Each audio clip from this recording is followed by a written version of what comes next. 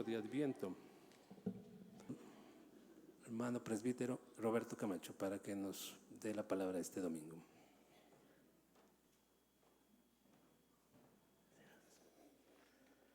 Amén. Dios les bendiga, amada iglesia. ¿Cómo han pasado? ¿Bien? ¿Bendecidos? ¿Por qué no bendice a la persona que está a su lado? Dígale qué bueno que estás aquí en la iglesia, a los años que te veo. Eso, bendígale. Qué lindo verte, dígale. Qué lindo que me sonrías. Por favor, busque rápidamente en su Biblia el Antiguo Testamento. Vamos a estar en esta porción de Isaías capítulo 9, el verso 6.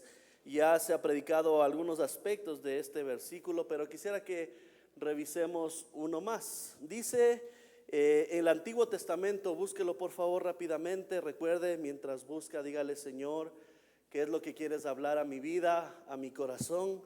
Y si ya lo tiene, por favor, póngase de pies para honrar a la bendita palabra del Señor. Y leámoslo juntos, como hermanos en Cristo. Dice la bendita palabra de Dios, ya lo tiene, Isaías capítulo 9, verso 6. Dice: porque un niño nos es nacido, hijo nos es dado, y el principado sobre su hombro. Y se llamará su nombre Admirable, Consejero, Dios fuerte, Padre eterno, Príncipe de paz. Tome asiento, por favor.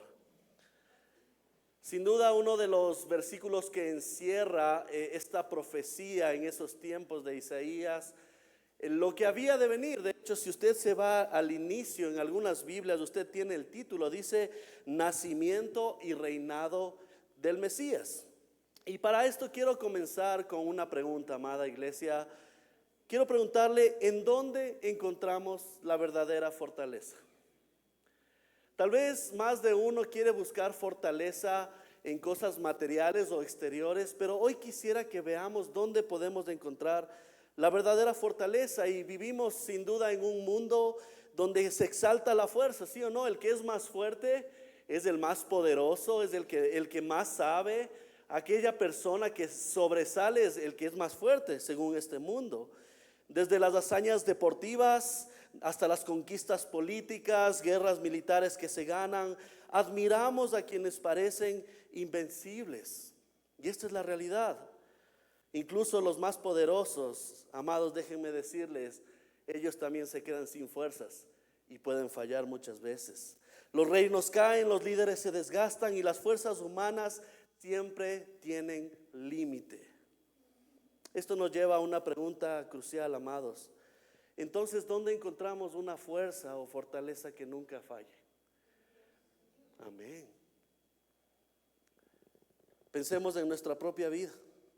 ¿Cuántos de nosotros hemos enfrentado situaciones donde sentimos que ya no tenemos más fuerzas? ¿Les ha pasado? Levante su mano. ¿Alguna vez en su vida le ha pasado?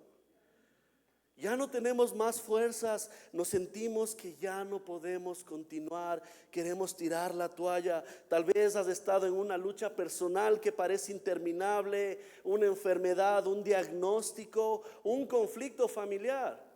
Porque si bien es cierto, hoy en Navidad se habla, ¿no es cierto?, de que la familia tiene que estar unida. Muchas veces en estas épocas es cuando más conflicto familiar hay. Parece una contradicción. Parece interminable los problemas. Tal vez estás luchando contra un pecado que no puedes vencer, o incluso la desesperación de un corazón atribulado, ansioso. Estás desesperado. Tal vez alguien en este lugar está pasando por depresión. Pregunto, ¿no anhelamos a alguien que pueda intervenir, amados, en esos tiempos difíciles? Alguien con un poder tan grande que solo no nos rescate, sino que sostenga nuestra vida. ¿Anhelamos eso? ¿Anhelamos una salida? ¿Anhelamos eso? Señor, es que necesito a alguien que me fortalezca en estos momentos. El tiempo del profeta Isaías, cuando usted puede ver el contexto del libro, era un tiempo oscuro. Estaban sumidos en tinieblas, rodeados de enemigos poderosos como Asiria. Yo le había contado lo que hacían los asirios con sus prisioneros de guerra. Y si no sabe, ellos cuando cogían prisioneros de guerra les despellejaban vivos. Era un pueblo totalmente hostil. Les quemaban a los niños. Eso era impresionante. Y en esta época oscura, este versículo sale como un faro de luz. Todos llenos de temor, desobedientes a Dios. Parecía que todo estaba perdido. Sin embargo, en medio de esa oscuridad, Isaías trae una promesa que ilumina. Porque un niño nos es nacido, un hijo nos es dado. Y esta parte quisiera centrarme, dice, y se llamará su nombre, sí, admirable, consejero. Pero luego, ¿qué dice? Dice, Dios fuerte. Y para aquellos que están anotando, el título de este mensaje lo he puesto como el Dios fuerte, nuestro Rey, Salvador y Señor. Le repito, el Dios fuerte, nuestro Rey, Salvador y Señor. Y más de uno se preguntará, ¿cómo escribe Isaías? ¿Un niño puede ser Dios fuerte? Aunque esto parece una contradicción, déjeme decirle que esta es la clave del Evangelio. En ese humilde pesebre de Belén nació el que no solo es redentor de los débiles, sino el mismo Dios todopoderoso, aquel que todo lo puede. Él es el guerrero divino que vino a vencer el pecado, a derrotar la muerte y asegurarnos la victoria final. Amados, 3 puntos que vamos a estudiar en esta mañana es que el Dios fuerte es su naturaleza, vamos a ver. ¿Por qué? La naturaleza, su redención y también su soberanía. Le repito, su naturaleza, su redención y su soberanía. Vamos a orar. Padre Santo, Señor, gracias por tu bendita palabra, gracias por todo lo que tienes para nosotros, gracias por amarnos con amor eterno. Señor, bendice la exposición de tu palabra, Señor, y como pueblo estamos deseosos, Señor, de que hables a nuestra vida a través de tu bendita palabra. Señor, gracias porque tenemos el privilegio de estar como hermanos, como iglesia, juntos y poder alabar y adorar tu nombre. En Cristo Jesús, amén y amén. Veamos este Dios fuerte, esta característica acerca de su naturaleza. Cuando Isaías pone esta palabra, y me encanta por eso estudiar la palabra del Señor a profundidad, palabra por palabra, versículo a versículo, porque usted se va dando cuenta de qué quería transmitir el autor. El Dios fuerte está declarando verdades esenciales sobre quién es Jesús y qué es lo que hace. Esta palabra, él, en el hebreo, cuando usted puede ver que se escribe, por ejemplo, el Shaddai, ¿ha oído alguna vez? Elohim, que habla el plural de Dios. El Roy, el Dios que todo lo ve. Comienza esta palabra, él, quiere decir, diga conmigo, Dios, se refiere a Dios. Diga conmigo, Dios. Eso.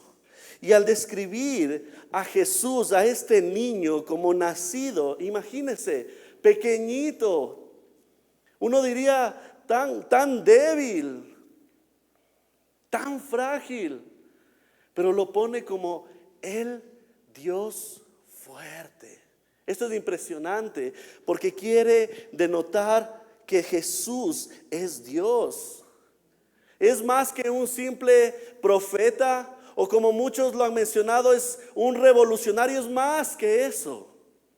Es más que un consejero. Amados, es una persona de la Trinidad, Dios Hijo. Es que si no tenemos esto en nuestra mente, no podemos entender la profundidad de lo que Isaías está expresando. Dios fuerte, Jesús es Dios. Y esto es hermoso porque mire lo que dice, por favor, Juan 8:58. Esto es interesante porque el Mesías, que sí divino, también se hizo humano. No solo que es un profeta o un líder piadoso, sino que es el mismo Dios encarnado. Léalo conmigo, ya lo tiene. Juan capítulo 8, verso 58. Búsquelo rápidamente. Vamos a mover algunos versículos de la palabra. ¿Qué dice el Señor Jesucristo? Mire, Jesús dijo antes de que Abraham fuese, ¿qué dice? Yo soy. Y usted no recuerda cuando Moisés le fue a decir, Señor, pero si me dicen en nombre de quién voy a pelear o de quién vengo, a quién represento, ¿qué le dijo el Señor? Le dijo, anda y diles que vas en nombre de quién. Yo soy, porque yo soy el que soy. Esto es interesante, porque cuando el Señor determina esto y les dice, antes de que Abraham fuese yo soy, está estableciendo, hey, yo soy Dios. No se confundan. Yo fui primero. Estoy desde el principio, el creador de todo. Mire lo que dice Hebreos 1:3. Búsquelo rápidamente. Hebreos, casi al final de su Biblia. Hebreos 1:3. ¿Ya lo tiene? Qué hermoso que busquen la Biblia, que lea, que compruebe. Dice, el cual, siendo el resplandor de su gloria, hablando de nuestro Señor Jesucristo, y la imagen, ¿qué dice ahí? La imagen misma de su sustancia, en quien sustenta todas las cosas con la palabra de su poder, habiendo efectuado la purificación de nuestros pecados por medio de sí mismo, hablando del sacrificio de Cristo, se sentó ¿en dónde? A la diestra de la majestad en las alturas. No solo que dice que es el yo soy, sino que dice que es la imagen misma de su sustancia. Es Dios mismo, amados. Filipenses 2, versículo conocido 6-7, nos habla de que Jesús, aunque era en forma de Dios, no estimó el ser igual a Dios, sino que se despojó. Se despojó de su gloria. ¿Para qué? Para encarnarse, hacerse hombre. Amados, la encarnación no disminuyó la divinidad de Jesús. Como Dios verdadero, posee todo atributo divino. ¿Usted conoce los atributos de Dios? Mencionemos un atributo de Dios. Él es omnipresente. ¿Qué más? Omnipotente. Omnisciente. ¿Qué más? Todopoderoso. Él es santo, santo, santo. ¿Sí sabía que este es uno de los atributos que se menciona 3 veces seguidas en la palabra? Él es santo, santo, santo. Y Cristo comparte estos atributos. Esto es fundamental porque solo alguien plenamente divino puede soportar la ira justa de Dios por el pecado y ofrecer una redención perfecta. Nadie más. Es como, por ejemplo, un hombre que naufraga en el mar. No puede salvar a otro que también se está hundiendo. ¿Sí o no? Necesita a alguien que esté en un barco fuera de peligro, que lance un salvavidas y lo pueda sacar para que sobreviva. Lo mismo pasa con nuestro Señor Jesucristo. La humanidad sumida en el pecado no puede salvarse a sí misma. Solo Dios, desde su posición divina, desde su posición perfecta, podría entrar al mundo y rescatar a su pueblo. Gloria a Dios por eso. El Dios poderoso, el Dios fuerte, vino a nacer, se encarnó y ahora nosotros podemos tener la redención. Qué glorioso es esto, amados. Juan Calvino explica acerca de esto. Dice, la obra de la redención no habría sido posible si el Redentor fuera tanto verdadero Dios como verdadero hombre. Como hombre llevó nuestras debilidades y como Dios las venció. ¡Wow! Porque así debía ser. Hay muchos eruditos que se rompen, como dice aquí, se rompen el mate pensando en cómo era esta cuestión de la divinidad y la humanidad de Jesús. Eso, cuando usted estudia teología, se lo conoce como la unión hipostática. O sea, el punto en que Jesús divino era 100% divino, pero también 100% Dios. Y muchos se matan pensando en qué punto se encontraba la naturaleza divina y la humana. Así como cuando estaba en la cruz, Él podía mandar una legión de ángeles y decirles que se acabe todo esto, o cuando tenía hambre en el desierto y estaba siendo tentado, podía haber convertido las piedras en pan. Pero, amados, nunca vamos a poder entender con esta mente finita, limitada, la grandeza del Dios fuerte. Y eso es hermoso, porque si no, Dios dejaría de ser Dios. Imagínense que alguien pudiera comprenderlo. Se pone a pensar en caos que sería eso. Es que Dios, no te entiendo. Qué bueno, mijito, por eso sigo siendo Dios. Es que así pasa. Cómo Dios usa, cómo Dios obra, y lo vamos a ver más adelante. Luego dice no solo Él, que significa Dios, sino que luego dice fuerte, Gibor en el hebreo, dice el poder invencible que tiene Dios, que significa guerrero, un héroe, un poderoso, alguien maravilloso, alguien que no pierde. Eso quiere decir la palabra en el original. Y en el Antiguo Testamento esta palabra se usa frecuentemente para describir un guerrero valiente. Por ejemplo, David cuando se enfrentó a Goliat, usted puede ver reflejado ahí. Guerrero de parte de Dios. Al filisteo que se paró delante de él, ¿qué pasó? Con las fuerzas del Señor él peleó. Y usted sabe la historia. Sin embargo, Isaías la aplica esta palabra de guerrero, el Dios fuerte, el maravilloso, mostrando que Él es el guerrero celestial, invencible en todas las áreas. Nadie le puede vencer a nuestro Dios, amados. Él tiene el poder sobre el pecado, poder sobre Satanás y poder sobre la muerte. ¿Cuántos pueden decir amén? Sí, Señor. No te olvides que Él es el poderoso. Este título fuerte no es una amenaza para su pueblo, es una seguridad. Cristo no usa su poder para destruirnos, sino para protegernos y para salvarnos.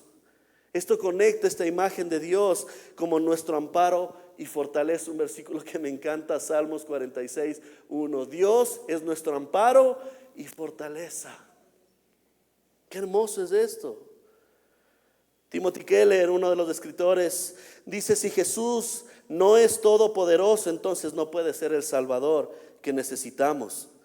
Pero si es Dios fuerte, entonces no hay enemigo que pueda ser derrotado, ni carga que no pueda llevar. Nadie puede quedar en pie ante el señorío de nuestro Dios fuerte. Jesús, Dios fuerte. Usted puede ver en la mitología de muchas culturas, los héroes, sí o no, los ponen como guerreros poderosos, pero siempre tienen alguna debilidad. Por ejemplo, Aquiles. ¿Cuál era la debilidad de Aquiles? Su talón. En el tiempo moderno, Superman. ¿Cuál era la debilidad de Superman? La kriptonita. Siempre tenían algo. Esos héroes que los ponían como el más grande, el más fuerte, siempre tenían alguna debilidad. ¿No es lo que pasa con nuestro Señor Jesucristo, amados? En la cruz, su resurrección, el vencer a la muerte, es evidencia de que su fuerza no solo es suficiente, sino que es definitiva. ¿Cómo debemos reaccionar ante esto, amados? Confianza en Dios en medio de las debilidades. Te pregunto, ¿confías en Dios? Pero así de corazón, ¿confías en Dios cuando estás pasando tiempos difíciles? Porque a veces sí lo decimos, pero ¿qué pasa en el fuego de la prueba, amados? Cuando pensamos ya no hay salida para mí. ¿Confías en Dios verdaderamente a decirle: Señor, yo sé que tú sabes, valga la redundancia, tú sabes lo que haces? ¿Cómo no he de confiar? Si miro atrás, veo la fidelidad de Dios. Veo cómo Él ha tratado mi vida, que nunca me ha dejado, nunca me ha abandonado. Tantas veces que estuve en el suelo, tantas veces que estuve débil, y aquí estoy, por la gracia y obra de nuestro Dios. Confianza, seguridad eterna, amados. Es tenaz porque mucha gente, y hasta ha decidido vivir así, no seguros de su salvación. Imagínense vivir eso. Es que yo no sé si soy salvo y ahora, ¿qué va a pasar? Me voy a ir a otro lado. Mire, cuando Cristo murió en la cruz, el Dios fuerte que nos dice Isaías, nos dio seguridad para nuestra salvación. Por eso en Juan 10, usted lo puede ver, anótelo si lo tiene ahí. Juan 10, 28 y 29, Jesús promete que nadie puede arrebatar a sus ovejas de su mano. Nadie. Y cuando la Biblia dice que nadie es, nadie. Qué seguridad que nos da. Cuando nosotros somos regenerados, dice la palabra de Dios que Él pone arras, nos da ese sello, nos da la garantía de que somos hijos de Dios, de que somos salvos. Qué hermoso vivir con la seguridad de que Cristo pagó una sola vez por la redención de un pueblo que ha creído, que ha confiado en el Señor. Y ahora sabemos que tenemos un destino, que es nuestra patria celestial, amados. ¿Cómo más podemos actuar ante esta verdad del Dios fuerte? Valentía cuando nos hallemos en guerra, no solo física, sino espiritualmente también, amados. Dice Efesios 6:10, fortaleceos en el Señor y en el poder de su fuerza. Qué hermoso es esto. Como creyentes no peleamos con nuestra propia fuerza, sino que dependemos del poder de Cristo. Martin Lloyd Jones escribió acerca de esto y dice: cuando te encuentres débil, escucha, cuando te encuentres débil, mira al Dios fuerte. Cuando sientas que no puedes continuar, recuerda que Cristo ya venció el pecado y la muerte y el infierno por ti. Ya. Cuando Él dijo en la cruz, consumado es, amados, consumado es. No se necesita nada más. Seguridad de la salvación. Este título de Dios fuerte nos confronta con una verdad transformadora. Jesús es completamente Dios, parte de la Trinidad, Dios en tres personas, pero también es completamente poderoso. Él no solo es capaz de salvarnos de nuestros mayores enemigos, sino que también sostiene nuestra vida en cada circunstancia. Amados, al conocerlo como Dios fuerte, somos llamados a depositar toda nuestra confianza sabiendo que su poder y su infinito amor nos sostiene. Esto es glorioso. Número 2, ¿qué implica este Dios fuerte? No solo de su naturaleza, de ser divino, Dios, de su poder, sino que también nos habla de su redención. Y en pocos momentos estaremos participando de la Santa Cena. Pero el que Isaías describa que Dios es fuerte, hablando acerca de nuestro Señor Jesucristo, nos quiere decir que vino para redimir y salvar también a su pueblo. Amados, esto es clave para entender la obra de Cristo, que no vino a este mundo simplemente a mostrar su fuerza divina, sino a poner esa fuerza en servicio de nuestra redención. ¿Qué necesitábamos y qué necesitamos hasta el día de hoy? Reconocer nuestra incapacidad. Diga conmigo, no me puedo salvar a mí mismo. Dígalo. No me puedo salvar a mí mismo. Eso implica el concepto de redención, que el ser humano no puede salvarse a sí mismo. Según la Biblia dice Efesios 2:1, todos estábamos espiritualmente muertos, esclavizados del pecado, y esta condición es grave porque necesitamos de un Salvador. Y a veces nos confundimos en que yo hago tantas obras y yo me porto bien. Y yo conversaba con gente amada y familiares míos que decían, pero no le hago mal a nadie. ¿Sí o no les ha pasado? Yo bien me porto, no tomo, no fumo, no bailo pegadito. ¿Yo qué le he hecho? Y eso pasa, y yo soy buena persona. Pero Dios es tan sabio, tan santo. Isaías 64:6 dice algo impresionante. Dice, todas nuestras justicias como trapo de inmundicia son para Él. Usted sabe lo que significa esta expresión. ¿Qué era en esa antigüedad? Y es algo tan gráfico que lo pone en la palabra de Dios, el trapo de inmundicia. Y perdón que sea tan crudo, pero es que si no vemos así, no entendemos todo lo que está explicando el profeta acerca de cómo nuestras justicias las ve, los que queremos justificarnos delante de Dios.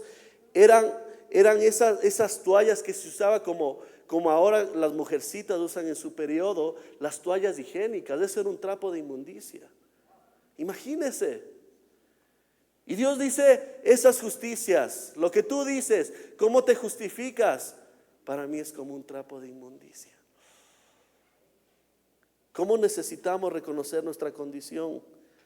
Romanos 3, lo hemos leído, 10 al 12, nos habla que no hay justo ni aún uno.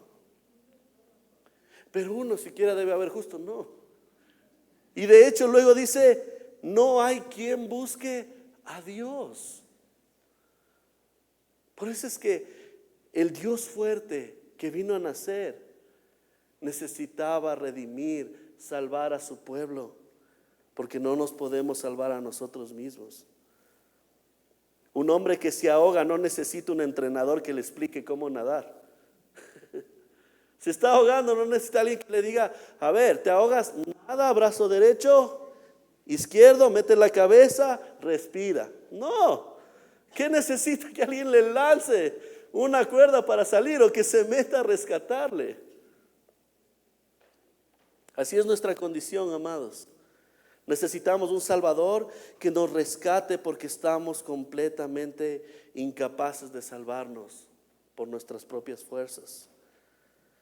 John Piper declaró y dijo: la cruz de Cristo no es una muestra de nuestra valía, es una declaración de nuestra necesidad desesperada de gracia. Es eso. Necesitamos gracia. Le repito, la cruz de Cristo no es una muestra de nuestra valía, es una declaración de nuestra necesidad desesperada de gracia. Necesitábamos al Salvador, amados. Para eso teníamos y tenemos hasta el día de hoy la palabra de Dios, la ley que nos muestra lo pecaminosos que somos. Y si hay alguien aquí que nunca ha puesto su vida delante del Señor, ha confiado, ha orado para que el Señor le permita tener el don de la salvación, ponga atención a esto. No es por lo importante que tú seas, es porque necesitas la gracia de Dios en tu vida. Estábamos perdidos, amados. Este acto de redención demostrado en la cruz, el Dios fuerte, se aplica de manera singular a la obra de Cristo. Es ahí donde su poder redentor se revela plenamente a través de su muerte, a través de la resurrección. Jesús derrotó el pecado, desarmó a Satanás, lo venció y abrió el camino para la reconciliación con Dios. Por eso no es coincidencia que el momento que Cristo exhala, dice: consumado es. ¿Qué pasó con el velo del templo? Se rasgó la mitad. Es que esto es impresionante. Amados, cuando usted recuerda en el Antiguo Testamento, en el tabernáculo, usted tenía el lugar santo, pero pasando un velo usted tenía acá el lugar santísimo, donde estaba la misma presencia de Dios. Y al morir Cristo, al provocar esta redención para los pecadores, mire, el velo del templo se rasga. Es decir, que ahora tienes acceso a Dios directo. Él es el puente, Él es el camino para llegar a Dios. No hay otro, amados. No puede ser un hombre, no pueden ser cosas materiales. Solo Cristo es el camino, la verdad y la vida.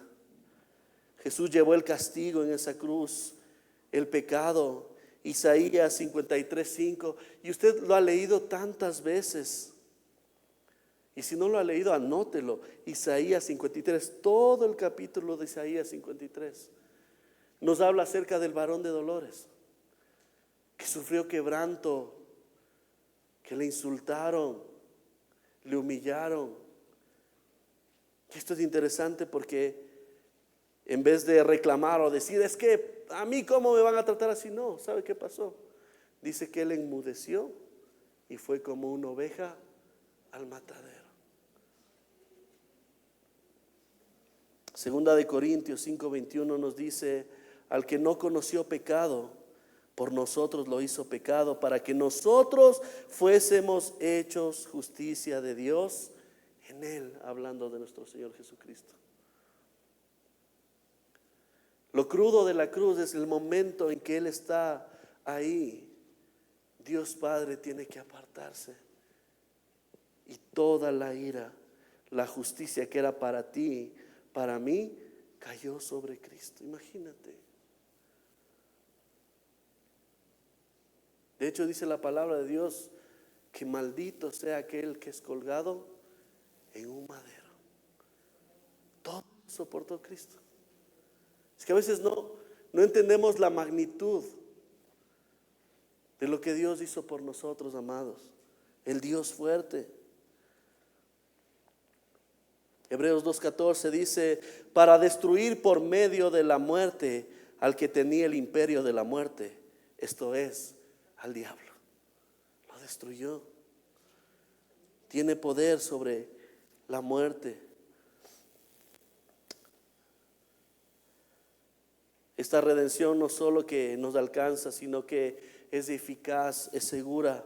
Cuando Cristo nos redime, su obra es completa, su obra es segura. No hay lugar para incertidumbre en la salvación de aquel que el Señor ha redimido. Los suyos tienen un poder que garantiza el cumplimiento del propósito de Cristo. Juan 6:37 dice: todo lo que el Padre me da, hablando Jesús, dice: todo lo que el Padre me da, vendrá a mí. Y el que a mí viene, dice, no le echo fuera. Qué hermoso es esto. Ese es Dios fuerte, amados. No solo salva, sino que también sostiene, nos redime. Esto significa que nuestra seguridad no depende de la capacidad para perseverar, sino de la fidelidad de Dios para completar lo que ha comenzado, como dice Filipenses 1:6. ¿Cuál es la aplicación práctica al reconocer que Dios fuerte es nuestro Redentor? ¿Cómo respondemos, amados? Con gratitud, con humildad. ¿Cuándo fue la última vez que agradeció a nuestro Dios por el sacrificio de Cristo? Es que eso debe estar pero presente en nuestra vida todos los días. Señor, gracias porque me compraste a precio de sangre. Porque no fue a mí a quien colgaron en esa cruz. ¿Cómo respondemos? Confiando en su poder. Dice Éxodo 14:14, me encanta este verso. Dice: Jehová peleará por vosotros y vosotros estaréis tranquilos. Qué hermoso que es Dios. ¿Cómo respondemos? Predicando esta verdad a otros. Dice MacArthur: la obra redentora de Cristo es el mensaje más poderoso que la humanidad puede escuchar. No hay mayor necesidad que proclamar su victoria. ¿Cuándo fue la última vez que proclamaste la obra redentora de Dios a otras personas, a tu familia? Y esto es tremendo porque a veces nos quedamos tan callados y decimos: es que yo ya soy salvo, entonces allá a los demás. Que este sea un desafío y un reto para tu vida, amados. Cristo no solo posee el poder de redimir, sino que también garantiza su redención eficaz y segura. Él venció el pecado, venció la muerte, venció al diablo con su sacrificio perfecto y su resurrección. Esa confianza absoluta debe ser nuestra respuesta a Él. Y punto número 3, último punto: no solo que vemos su naturaleza, no solo que vemos su redención en el Dios fuerte, sino que también vemos su soberanía. No solo describe a Jesús como el Salvador y Redentor, sino también como el gobernante soberano que controla y sustenta todas las cosas, amados. Por eso es que Él tiene el título Rey ¿de qué? Rey de reyes. ¿Y qué más? Señor de señores. Él es el soberano. Nadie está por encima de Él. Esto es interesante, porque nos debe llenar de esperanza, porque el poder de Cristo no es un atributo aislado, sino que se manifiesta en un gobierno total sobre el universo. Él reina las naciones, Él reina la vida de los redimidos. ¿Cómo es esto que es un rey universal? Dice la palabra de Dios en Isaías 9, 6, 7. Usted le puede ver en el inicio de Isaías 6, dice: porque un niño nos es nacido, hijo nos es dado. Y mire, esta frase es importante, dice: y el principado sobre su hombro. ¿Qué quiere decir esto? O sea que Él es gobernante, Él viene a ser rey por sobre todas las cosas. Eso quiere decir este versículo. Habla acerca de su soberanía. Es interesante como Daniel 7:14, un libro profético totalmente, y le dice, y le fue dado dominio, gloria y reino para que todos los pueblos, naciones y lenguas le sirvieran. Su dominio es dominio eterno que nunca pasará. Ese es nuestro Rey, amados. La soberanía de Cristo implica que cada rincón del universo está bajo su dominio. Él tiene el control absoluto. Ahora, no solo el universo. Mire lo que dice R.C. Sproul. Lo ha leído o tal vez lo ha escuchado. Dice, no hay ni una sola molécula en el universo que esté fuera del control de Dios. Ni una sola molécula. Qué hermoso.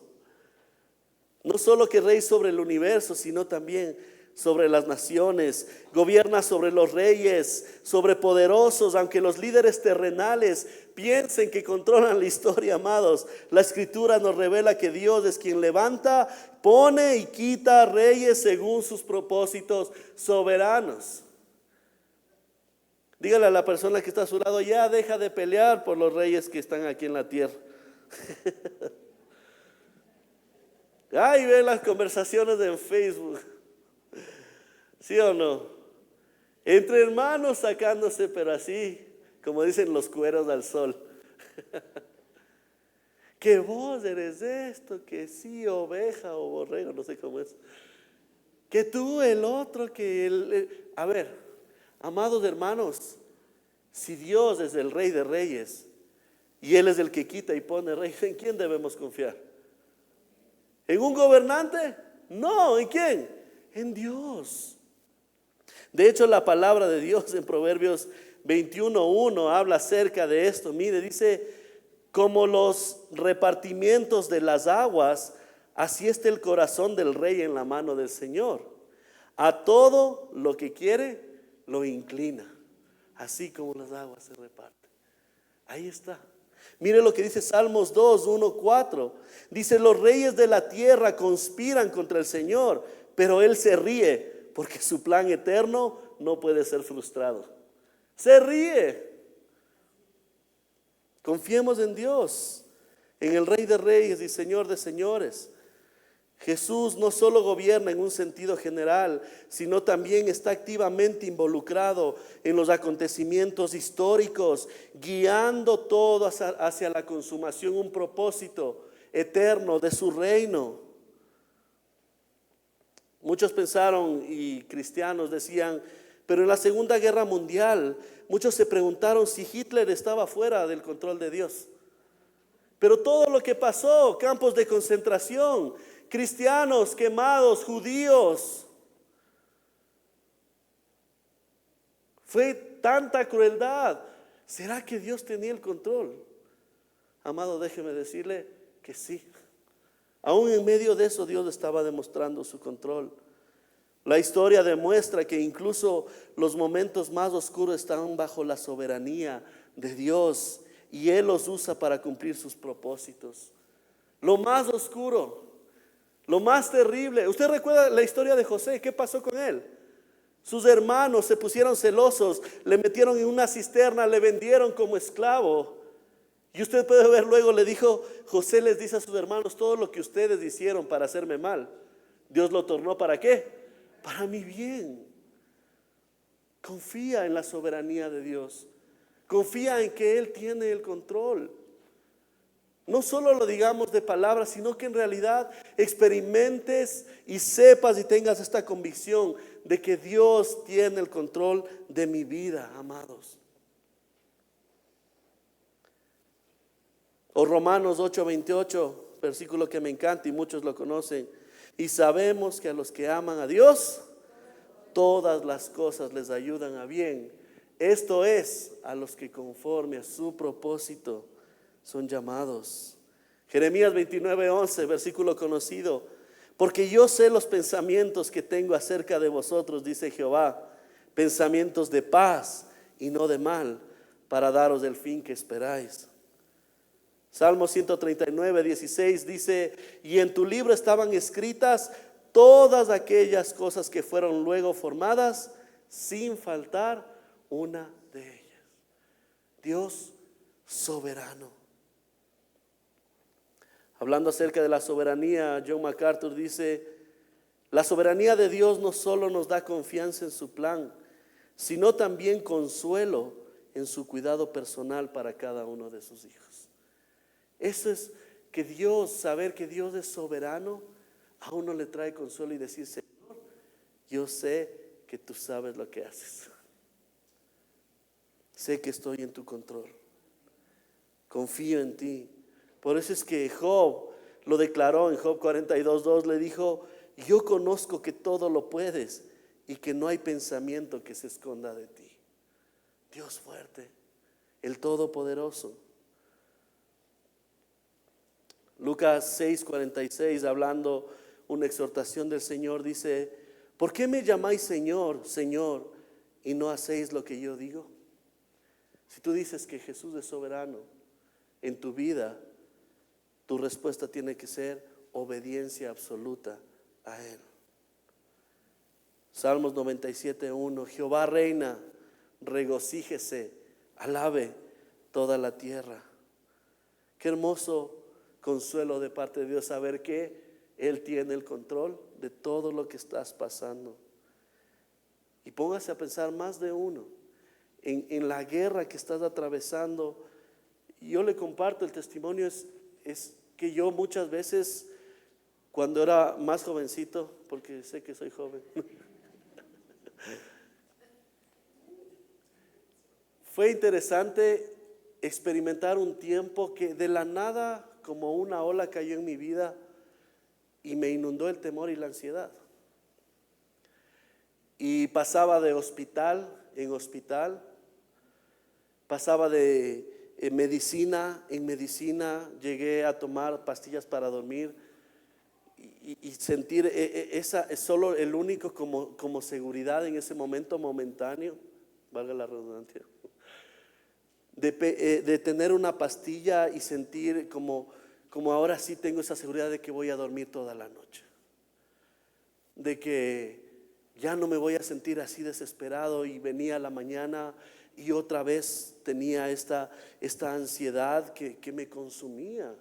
Noches enteras no podía dormir.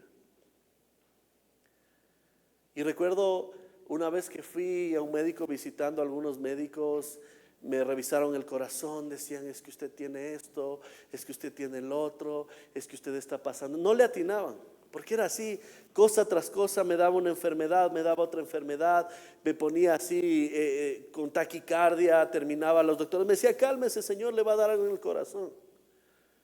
Y no entendía y decía: Señor, ¿qué está pasando en mí?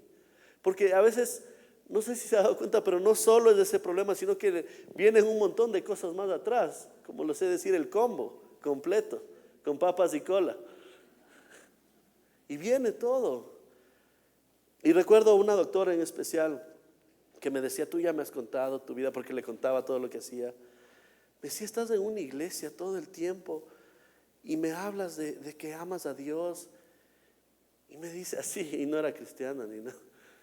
Me dice: ¿y por qué no practicas lo que me estás diciendo? Si en verdad amas a Dios y confías en Él, ¿por qué no descansas en Dios? Uy, fue así como un chirlazo para mi vida. Y decía: sí, no. Ya luego de tantas medicinas, de tantos médicos, tantos hospitales, tanta plata en emergencias. Y comencé a entender esto. Decía: Señor, tú cumplirás tu propósito en mi vida. Yo sé que nada me va a pasar si no es con tu veña y con tu permiso, Señor. Porque aquellos que hemos experimentado ansiedad, no sé si le ha pasado, o depresión, uno piensa que ya se va a morir, ahí quedó todo. Pensaba en mí, y estaba casado reciencito, en mi esposa, decía: a ver, ojalá no se case otra vez. Y pensaba en muchas cosas. ¿Y ahora qué va a ser de mí? ¿Qué dirán si me muero los demás? Hasta ahí pensaba, ¿no? ¿Qué dirán si me muero? Porque uno está constantemente pensando en eso. Y recordar, mientras preparaba esto, decía: Señor, esos tiempos de reconocer que tú eres mi Dios fuerte, porque yo ya no tenía fuerza para nada. Decir: Señor, eres mi Dios fuerte. ¿Cuántas veces quise dejar todo ahí? Ya no entendía lo que pasaba. Y estuvo ahí. Y siendo paciente. Por eso digo, un atributo más de Dios debería ser la omnipaciencia que nos ha tenido. Tenaz. Así que es como el ejemplo que vi aquí, un niño que viaja en un avión que está con turbulencias, está pasando por una tormenta. El niño no siente miedo porque sabe que su papá es el piloto. Y este niño, aunque no entienda cómo funciona el avión, las cosas, las alas, los motores, confía porque sabe que su papá está al control del avión. Lo mismo pasa con Dios. Estás en esas turbulencias de la vida y no sabes qué te está pasando, te revuelca una tras otra y confías porque dices, Dios está en control. Y hemos visto hoy, amados, el Dios fuerte, que no es solo una simple descripción distante de Jesús, algo inaccesible, no, sino que es Dios personal, Dios fuerte. Es una declaración profunda de quién es Jesús, el poderoso, nuestro Salvador, nuestro Redentor, pero también el soberano, el Rey de Reyes. Amados, mientras celebramos esta temporada de Adviento, reflexionamos sobre la venida del Rey. Quiero que puedas tener convicción en esta frase y repítalo conmigo. Dice, no importa lo que enfrente, dígalo, porque mi Dios es fuerte y en Él confío. Una vez más, dígalo, no importa lo que enfrente, porque mi Dios es fuerte y en Él confío. Cierre sus ojos, amados. Señor, gracias porque miras nuestro corazón y miras nuestra condición. Señor, gracias porque en medio de nuestra debilidad, en medio de nuestra necesidad, siempre has estado tú, Señor. Tú eres, sí, nuestro amigo, pero también eres nuestro Redentor. Gracias porque dice tu palabra que incluso hasta somos coherederos contigo, Jesús. No lo merecemos, no entendemos cómo sucedió todo, pero gracias porque descansamos en ti, en tu verdad. Y hoy queremos agradecerte por tu obra en nuestra vida, Señor. Señor, enséñanos a confiar más en ti. Tal vez más de uno o alguien incluso se está dando la última oportunidad en este lugar. Alguien en desesperación está pensando, pero ¿qué más puedo hacer? Así como cuando tú confrontaste a tus discípulos, Señor, y les dijiste, y ustedes también se quieren ir. Y Pedro salió con la respuesta magnífica: Señor, ¿a dónde iremos si solo tú tienes palabras de vida eterna?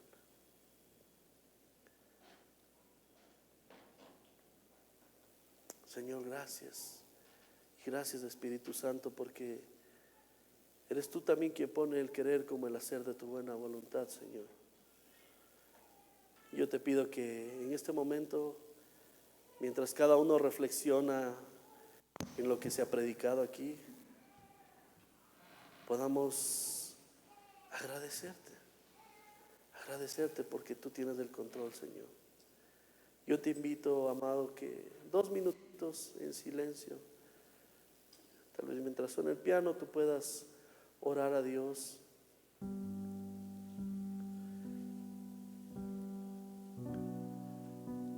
Y decirle al Señor, incluso ponernos a cuentas, vamos a participar en unos momentos de la Santa Cena, y que puedas poner tu vida delante de Él. Y si hay alguien que aquí no ha depositado su confianza en Jesús, yo te invito, amigo, amiga, que ores y pídele a Dios que te dé el don de la salvación. Reconoce tu condición pecaminosa. Reconoce que has fallado, que has pecado abiertamente contra el Señor.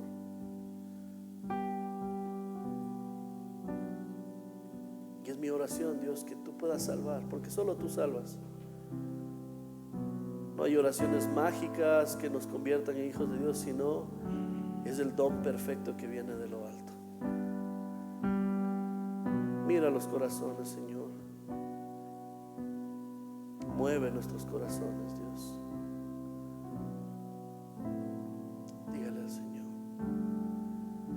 Señor, yo quiero levantar mi voz.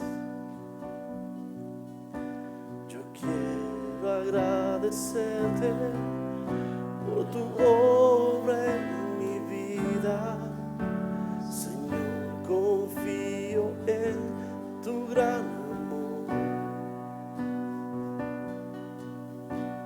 Solo tú eres Dios eterno.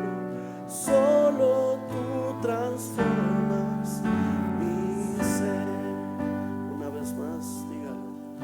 Señor, yo quiero levantar mi voz. Sí, Señor, yo quiero agradecerte por tu obra en mi vida. Señor, confío en tu gran amor. Solo tú eres Dios eterno. Solo tú transformas mi ser. Una última vez, levanta tu voz, dilo. Señor, yo quiero levantar mi voz. Yo quiero agradecerte por la obra en mi vida. Señor, confío en tu gran amor. Solo tú eres Dios eterno. Solo tú transformas mi ser. Gracias, Dios, por tu palabra y por todo lo que tienes para tu pueblo.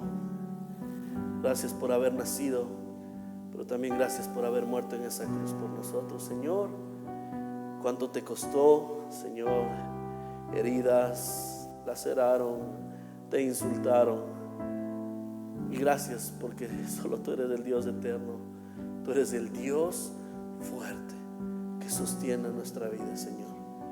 Que vivamos bajo esta convicción de tu palabra, Señor, de que tú eres sí admirable, que eres consejero, pero también que eres nuestro Dios fuerte, Señor.